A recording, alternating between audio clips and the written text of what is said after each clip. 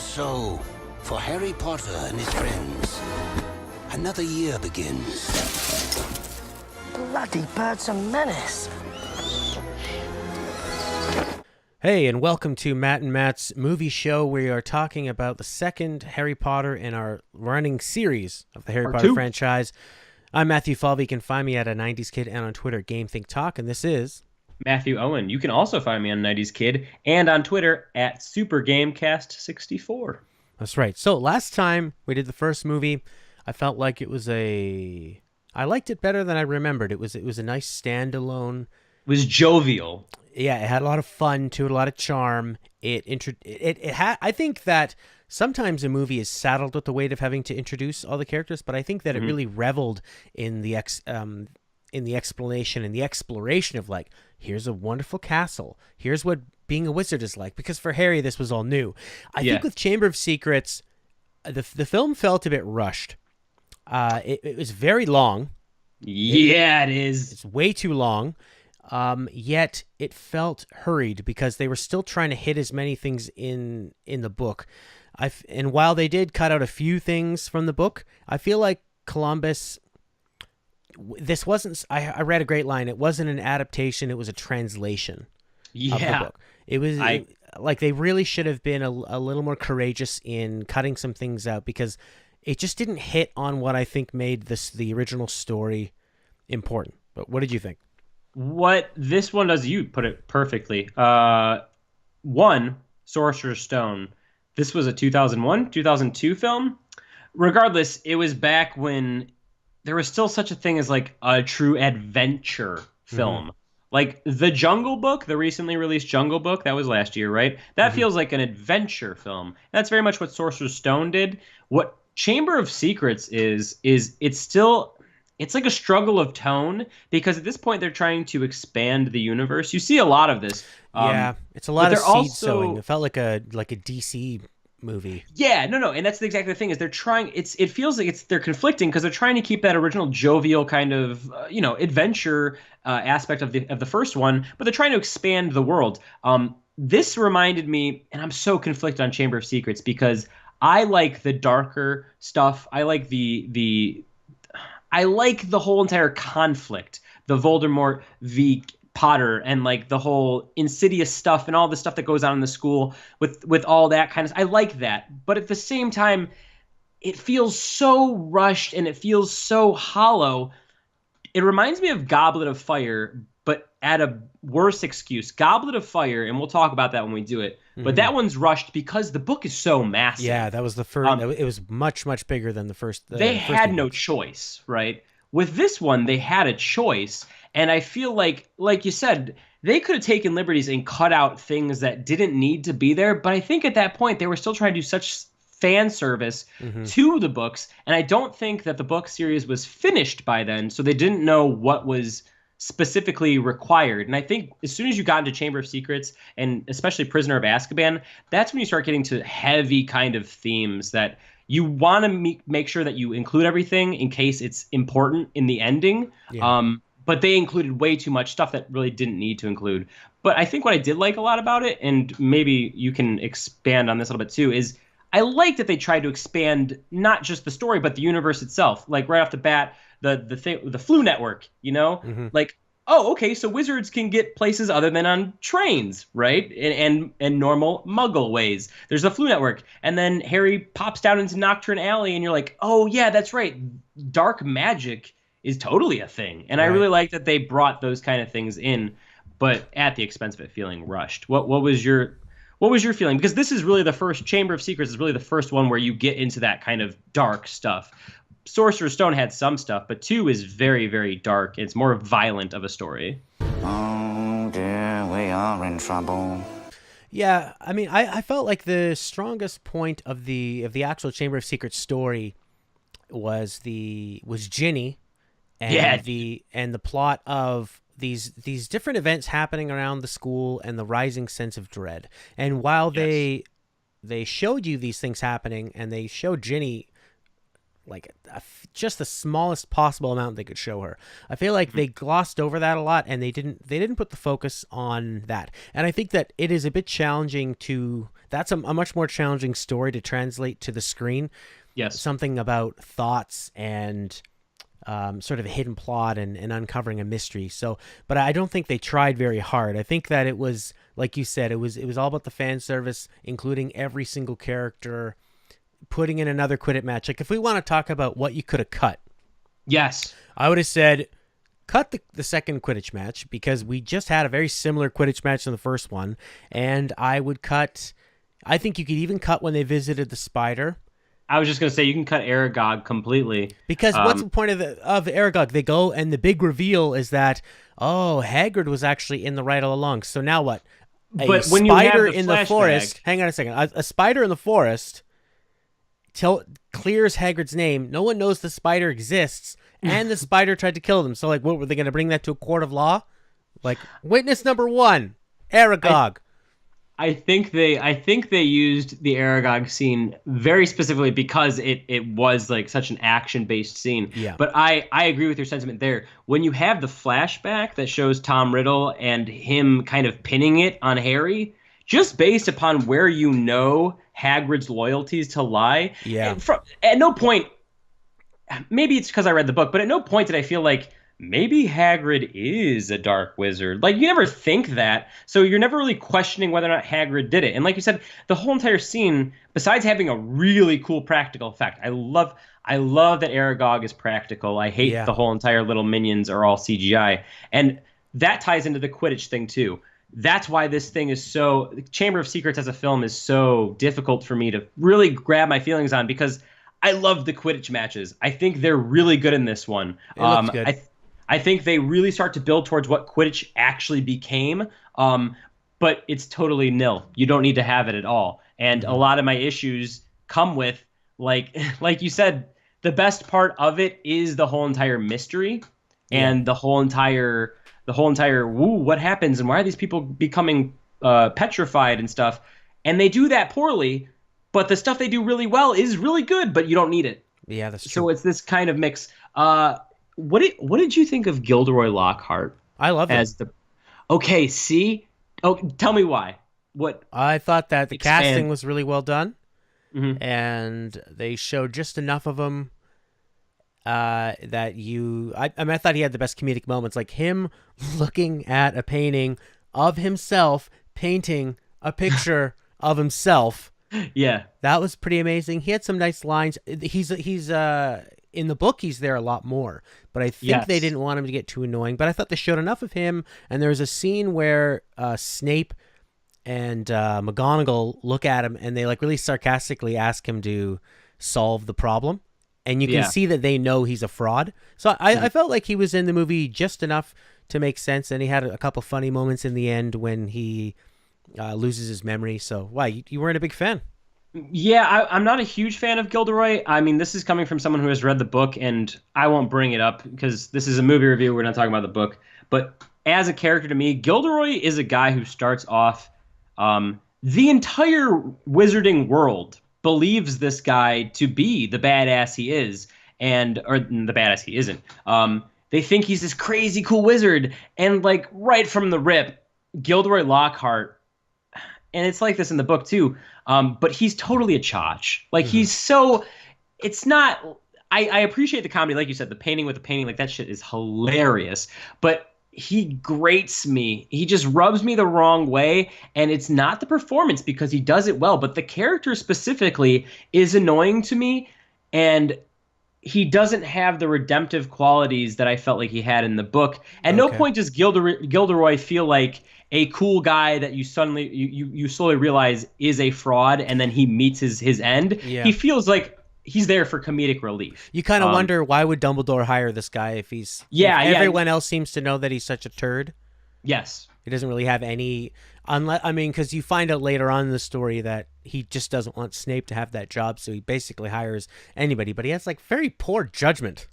Well, and when you compare it to the rest of the series, then on, Dumbledore always has a reason to hire somebody. Yeah. It has something to do with the background of the story or for a specific reason. And Gilderoy is just there because he's popular. And yeah. Yeah. But that was kind of the theme of the story, and I think that they handled it pretty well in this movie, is that it was about fame.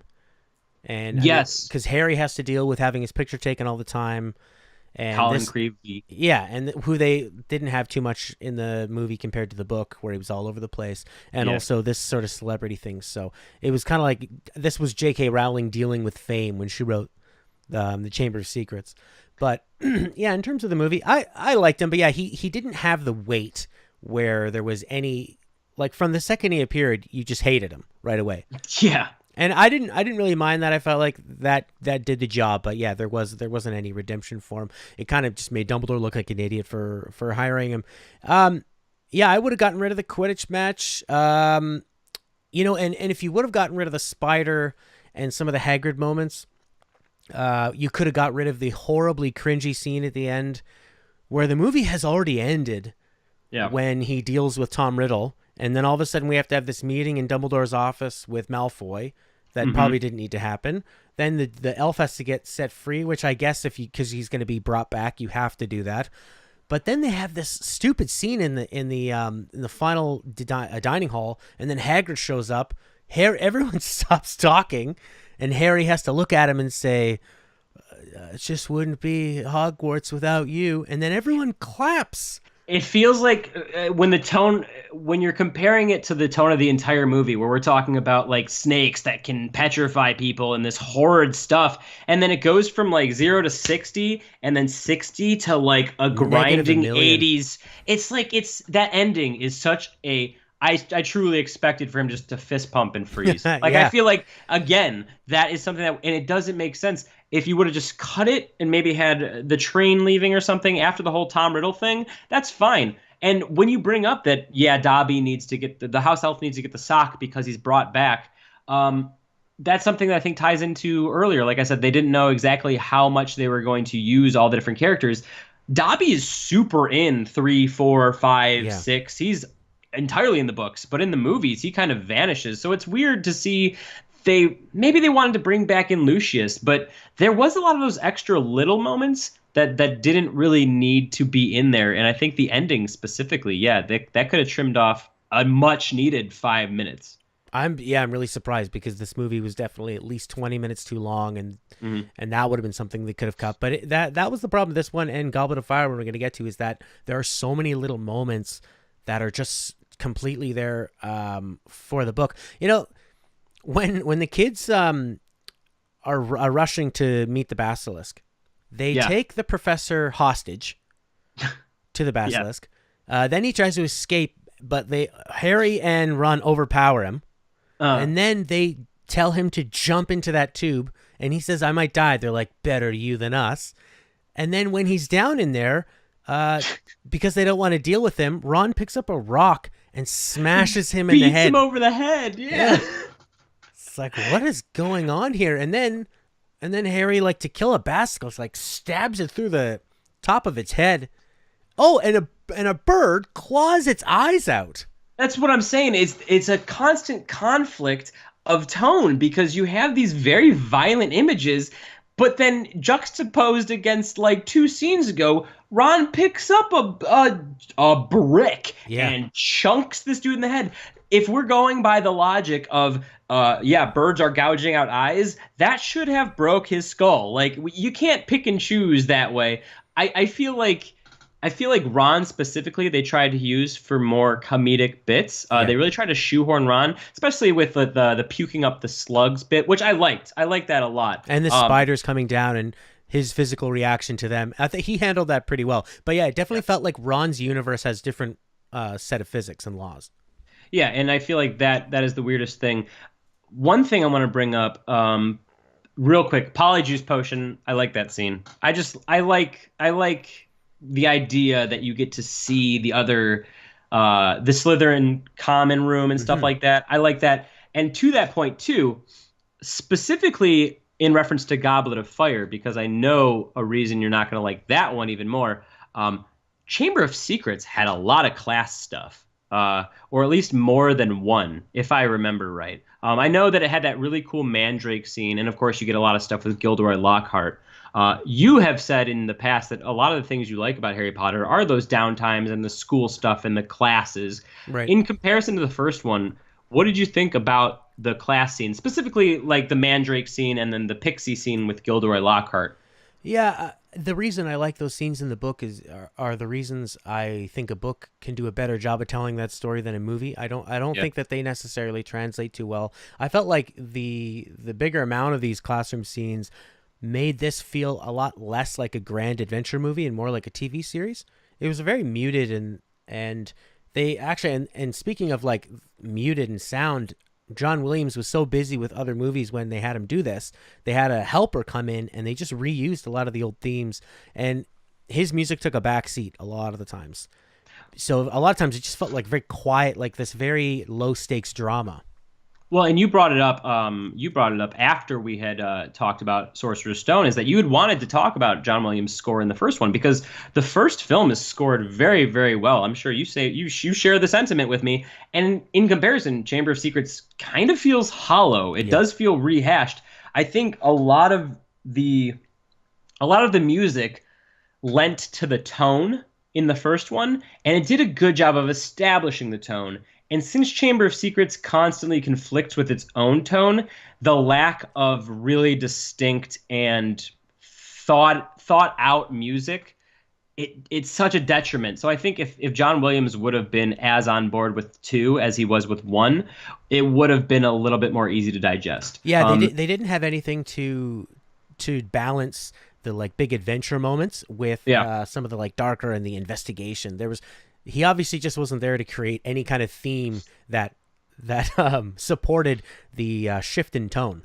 Yeah, because this one, it has a lot of dark stuff, and dark things can be visually dark, but also in order to give off the right tone, because it's not super violent all the time, but there's, like you said, there's there's a mystery element to this one that really is the forefront, but it's not brought out. At no point do you really get that feeling of like, oh, we're getting into it. Mm-hmm. We're getting really into it. Yeah. And a lot of times music is what helps you bridge that gap.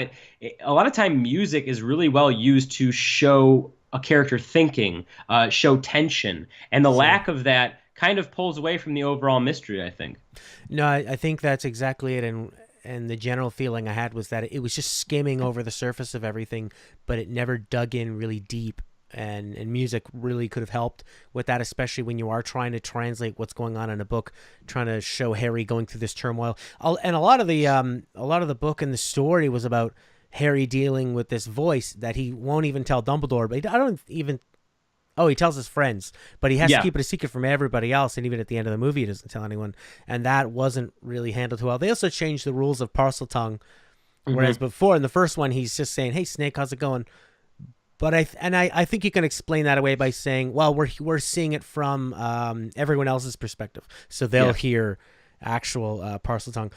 Crabbe and Goyle, I really like the Polyjuice part, and I think that should have been more of the heart of the movie, and I think more scenes like that, because like you were saying, you get to see from a different perspective. That was really fun. I loved Crabbe and Goyle when they find hanging dessert, like the loving look they give each other as they just eat and smile. And I love that shot. I love that shot. It's perfect. I've never seen it. Like, these guys have some serious problems with food, the amount of enjoyment they have. And then like that whole kind of like fake identity game, this one should have felt a bit more like a spy movie mixed with a murder investigation. And I think that they just kind of got away from that. But like, they had some great lines with I love when Malfoy looks at him and says, "I didn't know you could read," because it's one of the few times that Malfoy isn't enunciating like a Broadway villain. Yeah, he actually just talks like a real person. He changes his accent in this movie. I really feel like a speech therapist told him, "Your accent is hard to understand, so we need you to enunciate," and he took that very seriously. I think he comes off more human in this, like you said, with the I didn't know you could read. Like that Yeah. is such you would never hear that out of Malfoy in the first one. And to that point too, with the whole like they become Crabbe and Goyle with the Polyjuice Potion. I like that too because as a analytical thing, I get to see those actors in a whole different light because I Yeah. mean they're always one-off characters. They're just one note like, oh, we're Crabbe and Goyle. But it was good to see those characters utilized in a different kind of way and like see them. And I really like the whole world building of Hogwarts. So getting to see the Slytherin common room was like it's just a cool thing because really beyond the Gryffindor common room and the dormitories, you don't see any of the Hufflepuff dorms No, or never. common rooms or Ravenclaw at all in the entire series. So I really like that they brought that in. As a conflict of tone, I agree with you that it should be just a mystery and it should be a investigative kind of thing. I think the thing is the movie starts off super adventure, and I wanted to ask you what you thought about the CGI because there's a little bit more CGI in this one, specifically besides the spider army, the flying car, and then the Whomping Willow, the tree itself. In 2017, some of these things worked and some of them didn't for me. But what did you think as far as visual effects? I didn't mind the car so much or the Whomping Willow because I think that they blended them pretty nicely. I mean, when they're getting attacked by the Whomping Willow, they use a lot of interior shots and a lot of the actual car getting broken. That spider bursting up and hitting into it. Yeah, it's always a bit disappointing to see the CGI, and especially, but like you had said, I loved that for Aragog they just did a close up of his face. And I wish all effects people would look at this and realize you can show a few inches of a spider's face if it looks real, and it will be way more powerful than a gigantic CGI thing of a 200-foot spider. It's all about feeling it. And I mean, the practical effects of Fox were really great, where he looked like when he was a baby, he was a little puppet. And I think even when he cries his tears onto Harry's that kind of, all right, that one. And Harry is so close to death, and he's like, oh yeah. He's like, cry on me, bird. Give me your Teardrops, sweet tears. but he's so casual about it. He's moments from dying, and yet the Phoenix says it, and he's like, right, yeah. Like, cry said on it. my wound. Yeah. Well, Dumbledore told him it fixed it. It was just, that was a little too glossed over. But yeah, the CGI's, I didn't find it too egregious, did you? No, I guess it wasn't the CGI, but it was the way that the CGI worked in comparison with the action. Because as the series continues, and I feel like Chamber of Secrets is starting to get there too towards the end of the film, the action becomes very more realistic. And this is the same kind of sentiment we had with the Gilderoy Lockhart getting hit with the brick. Mm-hmm. At one point, Harry, and this goes to music too. They're flying over the Hogwarts Express in the car, and they're trying to figure out, we gotta find out where it's going. So they dip down, and it's so cheesy. They're like, "Where's the train? Turn around. Oh no, here's the train!" And then they fly slowest up. turnaround ever if you're actually in danger. Yeah, and then also, Harry falls out of the side, and he's that kind of cliche shot of him hanging off and like trying to grab onto Ron's hand, and it felt like an adventure movie. But I felt like at that point they needed to embrace the more realistic violence, because I think at this point Harry Potter becomes a more grounded film, and it starts leading towards being a grounded film, especially when you get to 3 and 4. It feels like it's set in reality, whereas 1 and the beginning of 2 feel like it's supposed to be in our world, but it feels like it's very much just its own world. So the CGI, I think it's okay, but I think they relied on it too heavily, and it made for some kind of ho-hum action scenes, because in 2003, that looked crazy, and you're like, whoa, look at this awesome stuff. I can look past the really cliche open mouth, oh no, kind of moment. And now in 2017, those things are a little bit more obvious. Sure. Yeah. So I think in general, Chamber of Secrets is a lot of a bunch of different stuff. And the biggest problem is lack of focus, lack of commitment to a story or to a tone. And they try to do too many things at once. Absolutely. I would say when I was watching it, I thought, would I recommend this to somebody now? I think if you have no interest in the actual franchise, I can't recommend this as high. I could recommend the first one to just about anybody. Yeah. But I feel like only if you really want to watch the rest of the series should you bother with this one. I think you could almost skip this one and you could head on to the next. You kind of can actually just get a small summary. Yeah, because there's not really much that goes forward. It's a lot of lateral movement and a lot of seed sowing of future characters. But I think you could do without this one. If you're going to planning on watching the whole thing, you could take it or leave it. Maybe if you're watching with kids or people who like these kind of movies, you could maybe toss it on, because I think even though it's long, it's still aimed at that kid market. But I was not too impressed with it. I was a little bit tired of it, and I felt it just felt rushed. In comparison to, you kind of already said it. I thought it'd be fun to just kind of rank them as we go. So at this point, it's obviously 1 is a better film than 2. I love this idea. Okay, so yeah, right now number 1 is still at the top. Okay, and 2 is now in the bottom. last place, but it's also in second place.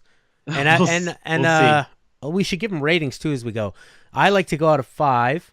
But you can go out of whatever you want. I'll do out of 5. We'll do 5 stars because I think 5 stars really works for films. You don't need the minutia of like a 40 or a 10-point scale for films. I would give the first one. I would give this one probably a 2 out of 5.